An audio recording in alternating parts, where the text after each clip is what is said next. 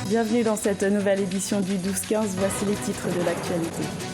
Au Niger, un centre national d'études stratégiques et sécuritaires a été mis en place. Cette infrastructure devrait permettre une meilleure anticipation en termes de développement. Également dans l'actualité, le Burundi est dans une impasse économique depuis près d'un an. Une situation difficile pour ce pays, secoué par ailleurs par une crise politique qui perdure. Et puis en République démocratique du Congo, l'artiste Koffi Olomide a été placé en détention préventive. Cette arrestation fait suite à des coups portés sur l'une des danseuses de son groupe. Le Niger a désormais ses propres moyens de prévision d'analyse dans le domaine stratégique et sécuritaire. Le pays vient de se doter d'un centre national d'études pour mieux répondre aux défis de sécurité. Ce nouvel instrument devrait permettre d'anticiper les actions en termes de développement. Un reportage de notre correspondant Sadou Alizé Mokhtar. Le Niger se dote d'un centre national d'études stratégiques et de sécurité.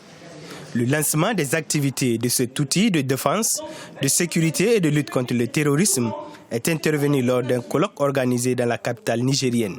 Le Centre national d'études stratégiques et de sécurité est une institution créée pour répondre aux besoins croissants de connaissances et d'analyse face aux situations devenues de plus en plus complexes, exigeant des décideurs des conduites avisées et éclairées. Avec la situation libyenne, la situation malienne, le cas de Boko Haram, il y a un défi sécuritaire énorme, surtout depuis 2011. Et autre défi aussi, c'est des défis de trafic divers dans le Sahara et les défis aussi liés au chômage des jeunes. Avec le plus fort taux de natalité, 7,6 enfants par femme et une population qui double tous les 20 ans, le Niger doit pouvoir maîtriser sa démographie et avoir une croissance inclusive. Selon les observateurs, la création de ce centre viendra apporter des solutions aux problèmes qui entravent le développement du pays. Les enjeux qui ont déjà été identifiés ici concernent les questions démographiques, les questions migratoires, l'extrémisme religieux, les questions liées à la sécurité et au développement et bien d'autres questions qui sont apparues au long des discussions qui constituent autant de sujets qui constituent des enjeux importants pour notre pays. Le centre sera là pour produire des idées, des analyses qui guideront et qui éclaireront les décisions politiques sur ces sujets importants pour l'avenir de notre pays. Par la création de ce centre, le Niger dispose désormais de ses propres moyens de prévision, d'analyse et de prospective dans le domaine stratégique et sécuritaire. Le Centre national d'études stratégiques et de sécurité vient combler les insuffisances institutionnelles et organisationnelles du pays dans ses capacités à faire face aux défis de développement. Au Cameroun, le gouvernement a procédé ce mercredi 27 juillet à la signature d'une convention destinée à généraliser l'usage des TIC aux étudiants camerounais. Le président Paul Biya s'est engagé à offrir un ordinateur portable à chaque étudiant pour l'année académique 2016-2017. Au total, près de 500 000 étudiants bénéficieront de ce programme estimé à 75 milliards de francs CFA.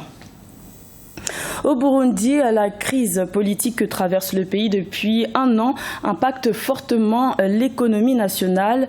Depuis la prise de sanctions de l'Union européenne en mars 2016, Bujumbura est confronté à un manque de devises, une situation qui commence à se faire ressentir sur le marché des biens et des services, comme nous l'explique Birama Sonera. Au Burundi, les activités économiques sont au ralenti et les indicateurs virent presque tous vers le rouge. Une situation qui commence à se faire ressentir sur le marché des biens et services. À Bujumbura, la capitale, les prix des marchandises et des services sont revus à la hausse. Pour beaucoup d'observateurs, au-delà de la crise politico-sécuritaire qui traverse le pays depuis 2015, l'impasse de l'économie burundaise s'explique par d'autres facteurs. L'économie a été aussi accentuée par la chute des cours mondiaux du café et du thé, dont le Burundi est principalement dépendant de leur devise. C'est d'ailleurs des fonds qui ont suspendu leur aide sur l'Union européenne qui l'a fait en mars 2015. Cela a eu un impact sur le budget de l'État qui a été réduit à 25%. Le pays ne voit plus d'investisseurs étrangers. Donc, tout cela a un impact sur l'économie, surtout la présence de devises dans les banques, soit dans les banques commerciales ou dans la population en général. Cela a un impact aussi sur le taux de change du pays. Le franc burundais, la monnaie locale, perd de sa valeur devant les devises étrangères. Un dollar équivaut actuellement à 2750 francs burundais, tandis que l'euro s'échange contre 2900 francs burundais. Une première dans l'histoire du pays. Face à cette situation, des analystes estiment que le pays risque de s'endetter davantage pour relancer son économie. Le pays n'a plus la capacité d'exporter. La balance de paiement va de plus en plus être déficitaire. Donc, il y a risque que le pays va s'endetter de plus en plus. J'imagine qu'il y a toujours de recours à la Banque mondiale, à FMI, pour voir quelles mesures, quelle aide il peut apporter au pays comme le Burundi qui traverse une crise politique, sécuritaire, mais aussi qui ont un impact sur la situation économique du pays. Dans ces pays de l'Afrique orientale, la situation économique se complique au jour le jour à cause de la crise politique. Classé 3e pays le plus pauvre du monde en 2014, le Burundi est devenu le dernier de la classe en 2015 selon le Fonds monétaire international, avec un produit intérieur brut de 315,2 $ par habitant. La Banque africaine de développement a publié ce 26 juillet un rapport sur le développement en Afrique en 2015. Ce document indique que les économies africaines connaissent une période de croissance inédite depuis une décennie, mais la pauvreté et les inégalités n'ont pas pour autant diminué. Ce compte-rendu s'interroge également sur l'effet de la croissance sur la pauvreté et les inégalités, mais aussi sur la capacité de l'Afrique à relever les défis du développement durable. En République démocratique du Congo, le chanteur Koffi Olomide a été placé en détention préventive ce 26 juillet 2016. L'artiste congolais est inculpé pour coups et blessures volontaires à l'encontre d'une des danseuses de son groupe. Les faits qui se sont produits le 20 juillet à l'aéroport de Nairobi au Kenya. Un reportage de notre correspondant Jacques Mboka. 5 jours de détention préventive requis contre l'artiste musicien Koffi Olomide, poursuivi pour coups et blessures volontaires contre l'une de ses danseuses à l'aéroport Jomo Kenyatta de Nairobi le mercredi 20 juillet. Interpellé ce mardi 26 juillet à sa résidence de Kinshasa, Koffi Olomide a passé plus de 10 heures d'audition au parquet des grandes instances de la Gombe. La défense stigmatise les conditions dans lesquelles son client a été arrêté et crie à l'acharnement. Mon client a été pris ce matin comme un bandit, comme un terroriste, en dehors de toutes les règles possibles. Alors, on l'a pris comme quelqu'un d'ordinaire qui n'était pas connu. On l'a amené directement à la police où il a été auditionné par 3 personnes. Et puis de 2, on les poursuit pour des faits qui ont été instruits dans Nairobi, pour lesquels la police kenyane a trouvé qu'il n'y avait pas des éléments et on a classé les dossiers. On lui a demandé tout simplement de partir.